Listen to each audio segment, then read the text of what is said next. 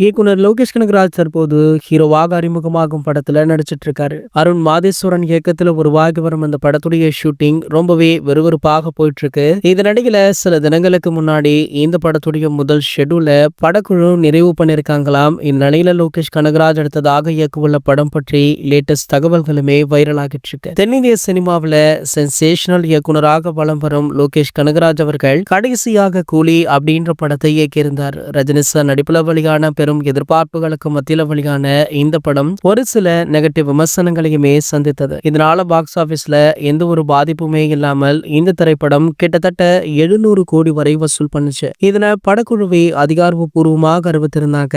இந்நிலையில பாத்தீங்கன்னா லோகேஷ் அடுத்து கைதி 2 படத்தை இயக்குவார் அப்படின்னு பலராலுமே எதிர்பார்க்கப்பட்டது. ஆனால் திடீரென அவர் ஹீரோவாக மாறி ஒரு படம் நடிக்க கிளம்பிட்டாரு. இந்த நிலையில தற்போது படப்பிடிப்புமே முடிவடைந்த நிலையில லோகேஷ் அவர்கள் மீண்டுமே ரஜினி சார் இயக்கும் முயற்சியில ஈடுபட்டிருக்காராம். அதற்கு காரணம் கூலி திரைப்படத்திற்கு வந்த விமர்சனம் தான். சோ கண்டிப்பாக சூப்பர் ஸ்டாரை வைத்து ஒரு மிகப்பெரிய வெற்றி படத்தை கொடுக்க வேண்டும் அப்படின்ற முனைப்புல தற்போது சூப்பர் ஸ்டாரையுமே அணுகியிருக்காரா. சோ இந்த படம் பாத்தீங்கன்னா ஒரு டபுள் ஹீரோ சப்ஜெக்ட் படம் அப்படின்றதுனால இந்த படத்துல சூப்பர் ஸ்டார் மட்டுமல்ல வேறொரு முக்கிய பிரபலம் ஒருவருமே இணைய இருக்காராம். அவர் வேற யாருமே இல்ல, நம்ம ஏகே அவர்கள் அப்படின்னுமே சொல்லப்பட்டது. ஏகே அவர்களிடம் சூப்பர் ஸ்டாரே பேச்சுவார்த்தை நடத்தி உள்ளதாக சொல்றாங்க. மேலும் இந்த திரைப்படத்தையுமே நம்ம ராஜ்கமல் பிலிம்ஸ் இன்டர்நேஷனல் நிறுவனம் தான் தயாரிக்க இருக்காங்களா. கூடிய விரைவிலேயே இதற்கான அறிவிப்பு வழியாகும் அப்படின்னுமே சொல்றாங்க. இவங்களுடைய காம்போ இணைஞ்சா எப்படி இருக்கும் அப்படின்னு நீங்க நினைக்கிறீங்க அப்படின்றத கீழே உள்ள கமெண்ட் செக்ஷன்ல கமெண்ட் பண்ணிட்டு நம்ம சேனலை